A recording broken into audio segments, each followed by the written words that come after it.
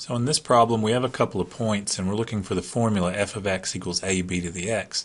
The first thing to recognize is we actually know the a value. The value of a in this formula, if you plug in 0, since b to the 0 is 1, a is actually going to be the value at 0, or 5 in this case. So you would have f of x is going to be 5 times b to the x for some value of b.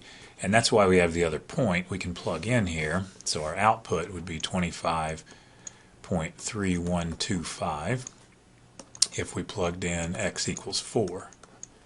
And we can divide both sides by 5.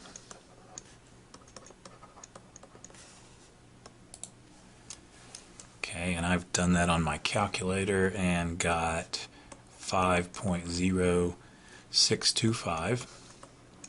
And then to get b by itself, we could do the fourth root of both sides. So b would be the fourth root of 5.0625. And let me show you how I'm going to compute that with the calculator. There is a way to go into the menu and do other roots, but I think the easiest way to not have to go into menus to do this is just to always do your roots as fractional powers. So we can type in our calculator. Let's see, I need my calculator here. Just put 5.0625 and raise that to the power 1/4. Okay, the nth root is the 1 over n power. And we get that our answer is exactly 1.5. Okay, so b is 1.5. Therefore, my final answer would be f of x is 5 times 1.5 to the x. Okay?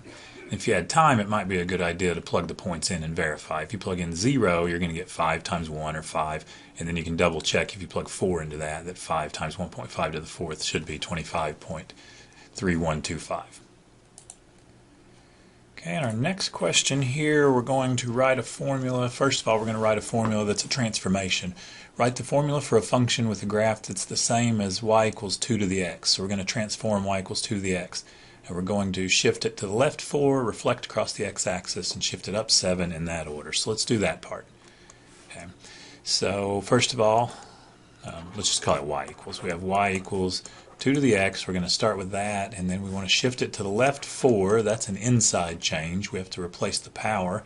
And remember, those are backwards. If we want to go to the left, we'll have to put in x plus 4. Okay. That way it'll actually move to the left. And then, let's see, reflect across the x-axis. We'd multiply by a negative.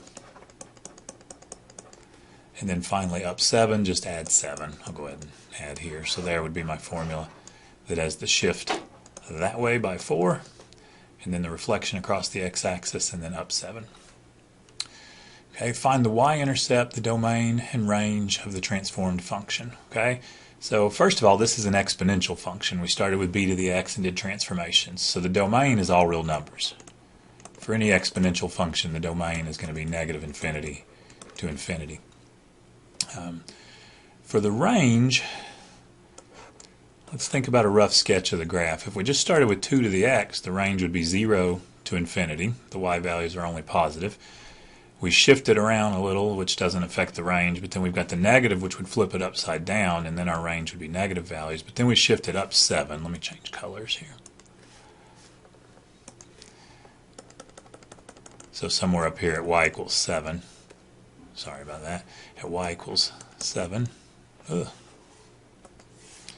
Sorry, pen went crazy there for a minute. At y equals 7, we would shift this thing up.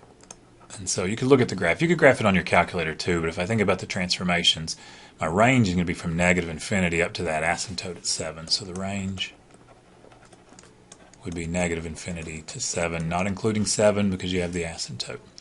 And then for the y-intercept, we just plug in 0.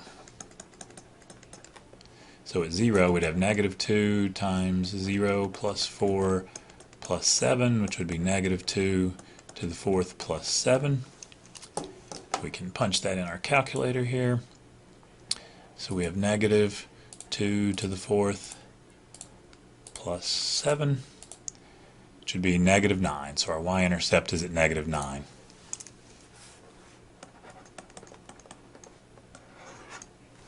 Okay, so there we go.